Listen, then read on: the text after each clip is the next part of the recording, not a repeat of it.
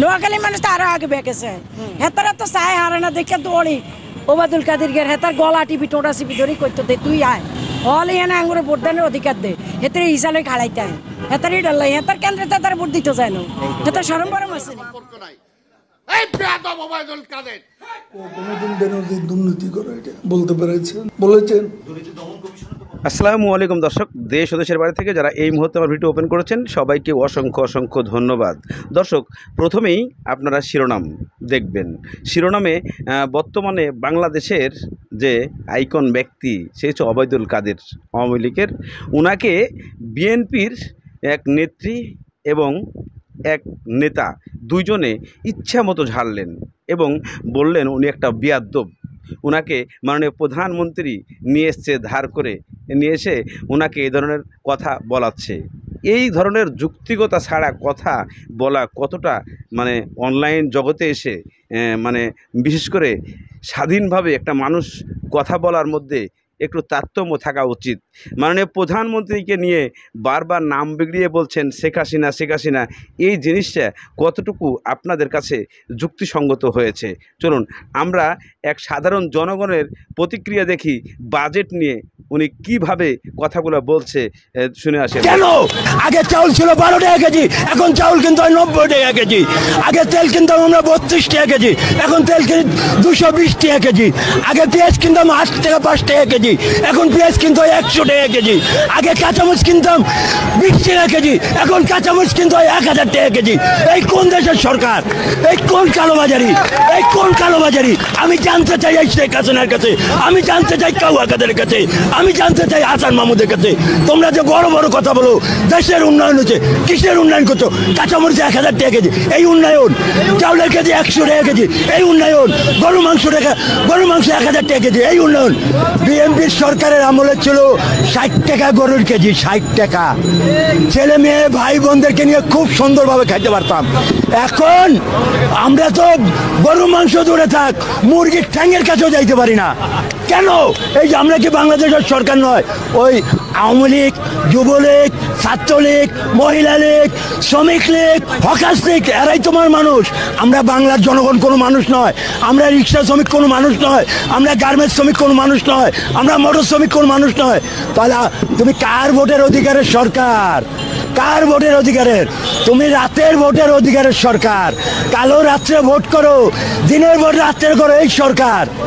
তুমি মনে করো না বাংলার জনগণ আর বসে থাকবে না। আমরা পাখানাদার বাহিনীকে বাঁশের লাঠি দিয়ে বাগাইছি, আবার দরকার হলে 71-এর মতো এই 2023 সালে আবার একটা যুদ্ধ করব। সেই হলো বাংলাদেশ যুদ্ধ আবার ঘোষণা করা হলো। আমরা স্বাধীন ঘোষণা করেছিলাম 1970 সনে। শেখ সাহেব বলেছিল করবেন কেন একটা স্বাধীন বাংলাদেশ? এই স্বাধীন বাংলাদেশে আবার নতুন করে যুদ্ধের কি আছে? এই স্বাধীন বাংলাদেশে নতুন করে যুদ্ধ করার। দর্শক, ইতিমধ্যে আপনারা সেই রিকশাওয়ালার কথাগুলো শুনেছেন। রিকশাওয়ালা যে কথাগুলো বলেছে, বর্তমান দ্রব্যমূল্য নিয়ে আমাদের বাংলাদেশে যে ঘটনাগুলো ঘটতেছে, যে কথাগুলো চলতেছে, এর মাঝে কতটুকু আমাদের যুক্তিকতা আছে? এই মানুষটা যে কথাগুলো বলেছে, সে একজন রিকশা চালক, দিনমজুর, দিন আনে দিন খায়, কিন্তু তার কথার সাথে কতটুকু যুক্তি আছে যে বর্তমানে বাজারের দ্রব্যমূল্য যে দাম, সেই মানুষটা অনেক কষ্টে যন্ত্রণায় এই কথাগুলো বলেছে। কিন্তু এই মানুষটার কথাগুলো বলার মাঝখানে আপনারা সাধারণ জনগণ যারা আছেন তাদের কাছে কেমন এই কথাটা? আসলে কি সত্য, নাকি এই কথার মধ্যে কোনো লুকোচুরি আছে?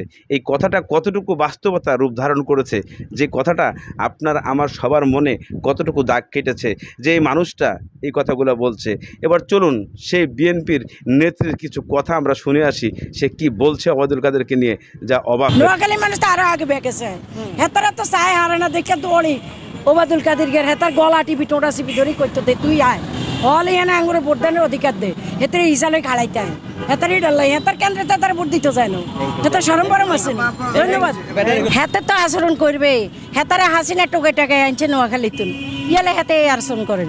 হাসিনা জানে যে কারে দি কাকা করতে হারবো, কে কথা কইতে হারবো, সেটা চিন্তা করে হাসিনা আনছে। হেতার লজ্জা সরম আসেনি? হেতার বেড়িরে হিসা দি দৌড়ায় আঙুন নোয়াখালী বেড়িরে হাইলে হেতারে কইছে ঠুন্ডা হিসাতে হিড়ি ওবায়দুল কাদের গা হেতারে তো কাদের গা কয় ও কাদের গারে হিটতে হিটতে ঠ্যাঙ্গাইতে ঠ্যাঙ্গাইতে তা হানি চালাইব নি হসা হানা বুঝিনি হসা হেনাল গড় ইয়ে হালাই সুবাইব আর উড়াইব যদি খালি বেড়িগো সব পরে একবার পড়ে হাই যাইবে হেতারে টোকাইতেছে হেতারে বগর বগর এগেন বাংলা নোয়াখালীর মানুষ পছন্দ করে না নোয়াখালীর মানুষ কয় এত আঙুন নোয়াখালীর ইজ্জত মারছে এতাল্লাই আঙুন নোয়াখালীর ইজ্জত একবারে তলা নিতে চলে গেছে এত এর মা বেদপের বেদপ এত ওবায়দুল কাদের গা এত বাঞ্জা লোক মাইসের মা কয়টা হার কথা নো এটা নোয়াখালীর বেডিরা কয় নোয়াখালীর ভাবিরা কয় আই নোয়াখালীর মাইয়া ইয়েলে আই হুড়ে হুড়ি কইতে হারিয়ে কয় এটার কোনো হোলা নাই মাইয়া নেই এত দেখলো তো এনে যাত্রা হয় না এত তো এনে যাত্রা ছাড়া মানুষ তো এতে আবার এরম বক বক করে কিনলে এতার নোয়াখালীর ইজ্জত মারিয়ে লেছে এতারা হলে হিসাতে হিটি দৌড়া জ্বালানো জ্বালা হইলো ওবায়দুল কাদেরের জ্বালা হইলো আওয়ামী লীগের হেতাকে 14 গোষ্ঠীর জ্বালা হেতারা বিএনপি দেলে হেতারা লাভ দিয়ে উঠে